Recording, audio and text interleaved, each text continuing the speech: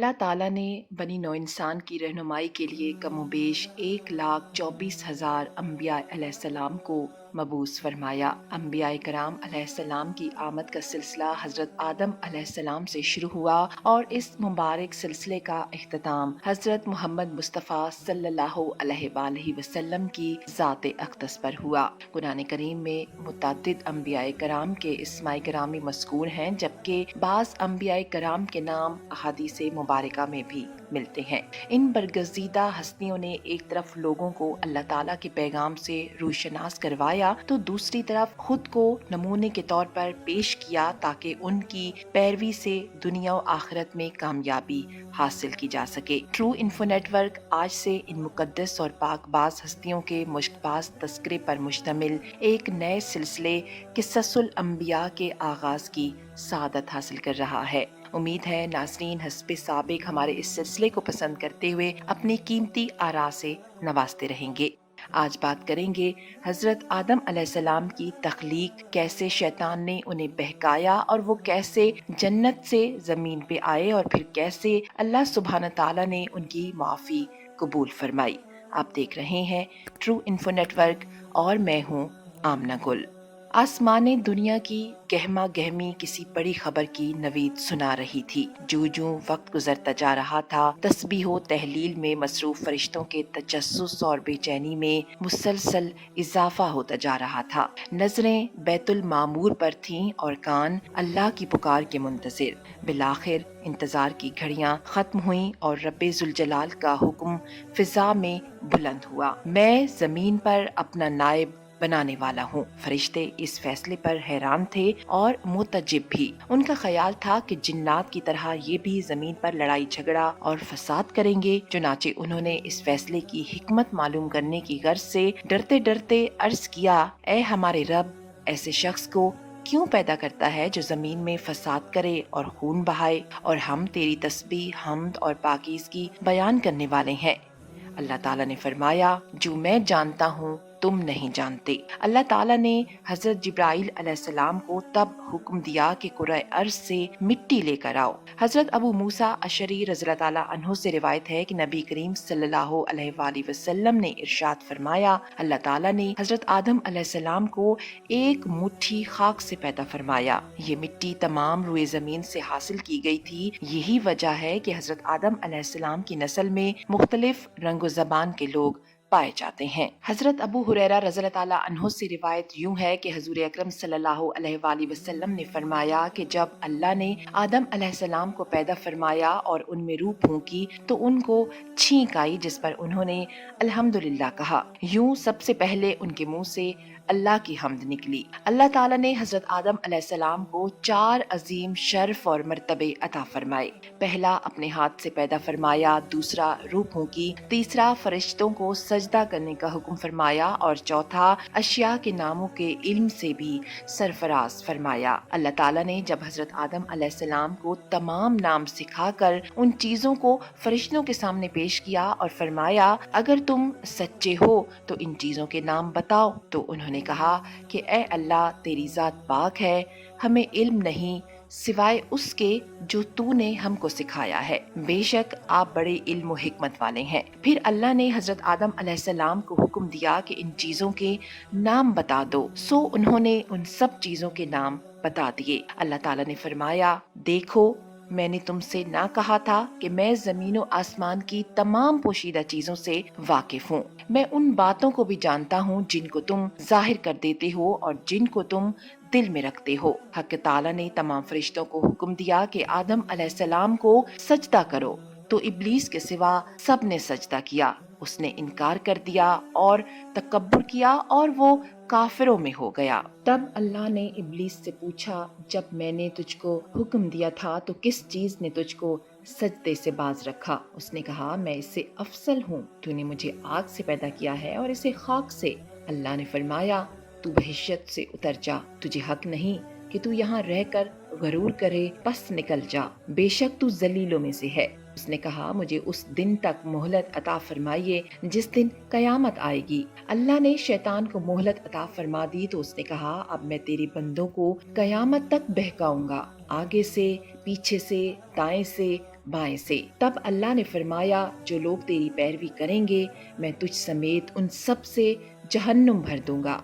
नाज़रीन का नाम, इब्लीस और शैतान एक ही सिफ्त और हकीकत के दो ऐसे नाम हैं कि जिसका काम अल्लाह के बंदों को वरगलाना, शर फैलाना, उन्हें अल्लाह से बागी करके बुराई के कामों की जानिब रागिब करना है। ये इंसान का वो अज़ली दुश्मन है जो क़यामत तक उसका पीछा नहीं छोड़ेगा। हज़रत आयशा सदीक़ा रज़ियल्लाहु ताला अन्हा से रिवायत है कि नबी करीम सल्लल्लाहु अलैहि वसल्लम ने फरमाया कि फरिश्ते नूर से, आदम मिट्टी से और इब्लीस आग से पैदा किया गया। हज़रत अब्दुल्ला बिन उमर रज़ियल्लाहु ताला अन्हु फरमाते हैं कि जिन्नात हज़रत आदम अलैहिस्सलाम से 2000 साल पहले से इस दुनिया में आबाद थे, जिन्होंने दुनिया में दंगा फसाद मचा रखा था। चुनाचे अल्लाह ने फरिश्तों के एक लश्कर को दुनिया में रवाना किया, जिन्होंने इन जिन्नात को मार मार कर समुद्री जजीरों और वैरान इलाकों में भगा दिया। हजरत सईद बिन मंसूर रहमतुल्लाह अलैह का कौल है कि इस मौके पर बहुत से जिन्नात कत्ल किए गए और कुछ गिरफ्तार भी हुए। उन्हीं में इब्लीस भी था, जो कि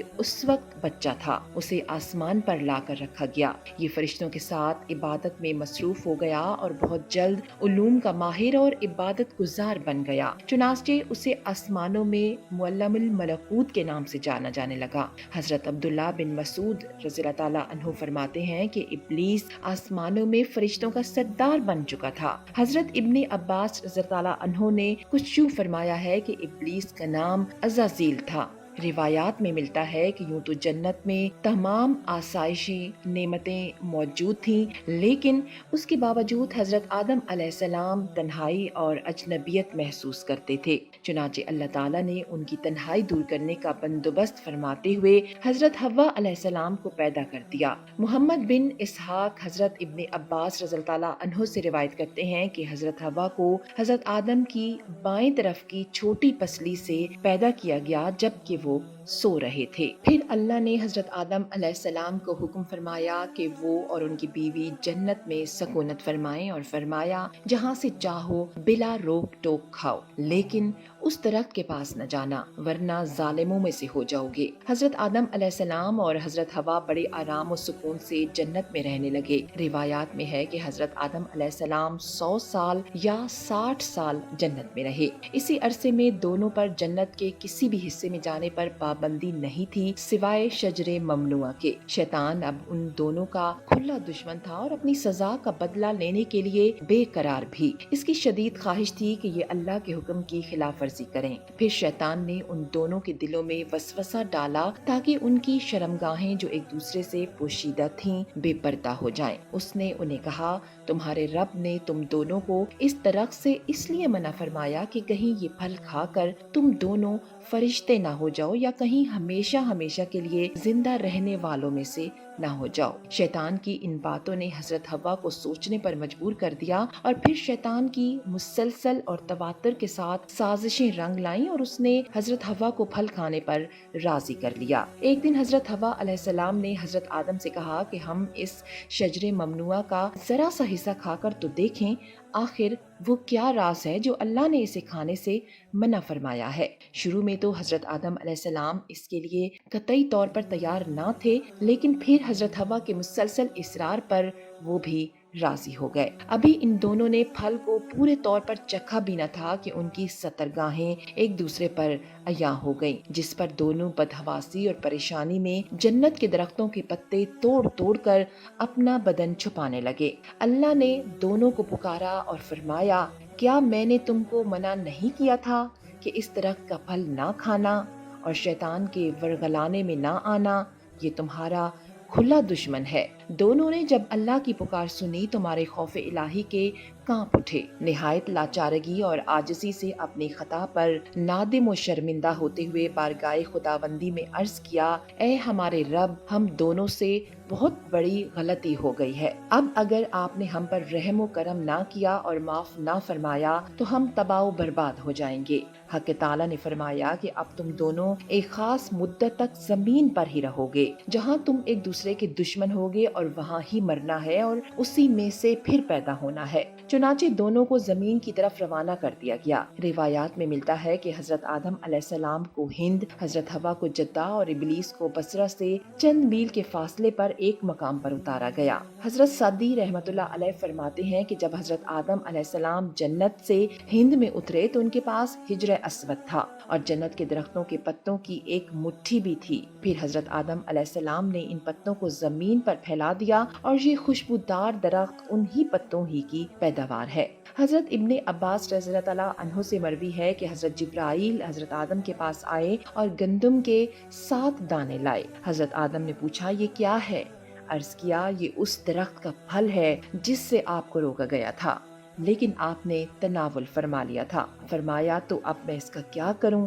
عرض کیا ان کو زمین میں بو دیجئے۔ حضرت آدم علیہ السلام نے پھل بو دیے اور وہ دانے وزن میں ان دنیا کے دانوں سے لاکھ درجے زیادہ تھے۔ وہ دانے اگے، حضرت آدم نے فصل کاٹی، پھر دانوں کو بھوسی سے جدا کیا، پھر صفائی کی، اسے پیس کر آٹا گوندا اور روٹی پکائی۔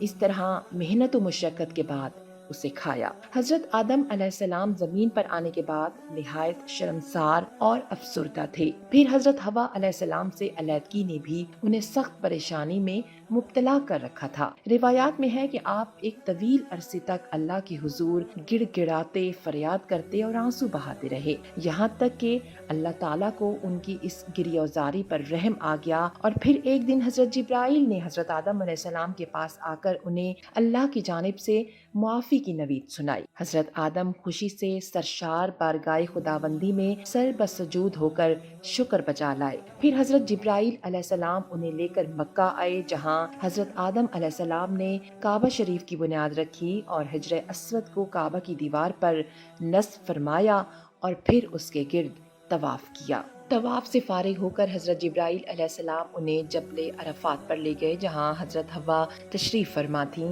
لیکن طویل عرصے کی جدائی اور حالات نے بہت سے جسمانی تغیرات پیدا کر دیے تھے، چنانچہ دونوں ایک دوسرے کو پہچان نہ پائے، جس پر حضرت جبرائیل علیہ السلام نے دونوں کا تعارف کروایا۔ حضرت آدم علیہ السلام اور حضرت حوا کی ملاقات کے بعد اللہ نے انہیں اولاد کثیر سے نوازا۔ جب حضرت حوا امید سے ہوتی تو ایک لڑکا اور ایک لڑکی پیدا ہوتے، جب دوبارہ امید سے ہوتی تو پھر ایک لڑکا اور لڑکی ہوتے۔ پہلے والے لڑکے کی شادی دوسری مرتبہ والی لڑکی سے اور دوسرے والے لڑکے کی پہلی والی لڑکی سے شادی کر دی جاتی۔ چنانچہ پہلی مرتبہ کابیل اور ان کی بہن اقلیمیہ پیدا ہوئیں اور دوسری مرتبہ حابیل اور ان کی بہن یہودا پیدا ہوئیں۔ حضرت آدم علیہ السلام نے اقلیمیہ کی شادی حابیل سے اور یہودا کی شادی کابیل سے کرنا چاہی، مگر کابیل نے یہودا سے شادی سے انکار کر دیا۔ وہ اقلیمیہ سے شادی کرنا چاہتا تھا کیونکہ وہ یہودا سے زیادہ خوبصورت تھی۔ حضرت آدم علیہ السلام نے ہر چند سمجھایا لیکن وہ بضد رہا۔ آخر حضرت آدم علیہ السلام نے دونوں بیٹوں سے فرمایا کہ تم دونوں اپنی قربانی کو اس صفا پر لے جاؤ، اللہ کے حکم سے آسمان سے آگ آئے گی جو حق کا فیصلہ کر دے گی۔ دونوں اپنی قربانیوں کو لے کر جبل صفا پہنچے، چونکہ حابیل حق پر تھا اس لیے اس کی قربانی قبول کر لی گئی، جس پر کابیل حابیل کا جانی دشمن ہو گیا اور پھر ایک دن اس نے حابیل کو قتل کر ڈالا۔ حابیل کے قتل کے بعد کابیل کو یہ فکر لاحق ہو گئی کہ اس کی لاش کیسے چھپائے۔ وہ لاش کو کندھوں پر رکھ کر مارا مارا پھرتا رہا۔ آخرکار اللہ نے ایک کوے کے ذریعے اسے بھائی کی لاش دفنانے کا طریقہ سکھایا۔ قرآن پاک میں ہے کہ پھر اللہ نے ایک کوے کو بھیجا جو زمین کھودنے لگا تاکہ اسے بتائے کہ بھائی کی لاش کو کیسے چھپائے۔ کہنے لگا کہ افسوس میری حالت پر، کیا میں اس سے بھی گیا گزرا ہوں کہ اس کوے کے برابر ہوتا اور اپنے بھائی کی لاش کو چھپا دیتا۔ پھر وہ بہت پشیماں ہوا۔ روایات میں آتا ہے کہ جب حضرت آدم علیہ السلام کی وفات کا وقت آیا اور فرشتے گھر میں داخل ہوئے تو آپ سمجھ گئے۔ اپنی اہلیہ حضرت حوا اور اپنے بچوں سے فرمایا کہ تم سب مجھے تنہا چھوڑ دو۔ اس کے بعد اللہ تعالیٰ کی حمد و ثنا میں آپ مصروف ہو گئے۔ فرشتوں نے روح قبض کی، پھر غسل دے کر کفن دیا، خوشبو لگائی، گڑھا کھود کر قبر بنائی۔ حضرت جبرائیل علیہ السلام نے حضرت آدم کے بیٹے حضرت سیش کو نماز جنازہ پڑھانے کا طریقہ بتایا۔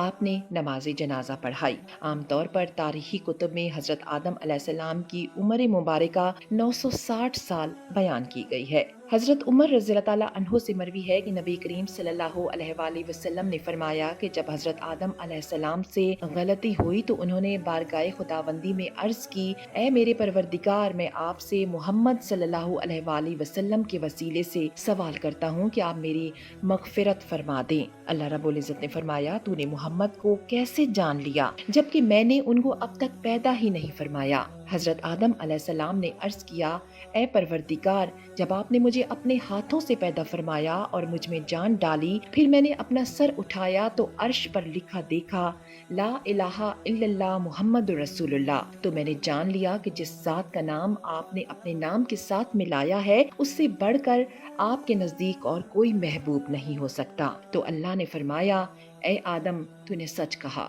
وہ میرے نزدیک سب سے محبوب، اور جب تو نے ان کے وسیلے سے مجھ سے مانگ لیا تو پس میں نے تیری بخشش کر دی، اور اگر محمد نہ ہوتے تو میں آپ کو بھی پیدا نہ کرتا۔ اچھی معلومات پھیلانا بھی صدقہ جاریہ ہے، اس لیے ویڈیو کو اپنے دوستوں کے ساتھ شیئر ضرور کیجیے گا۔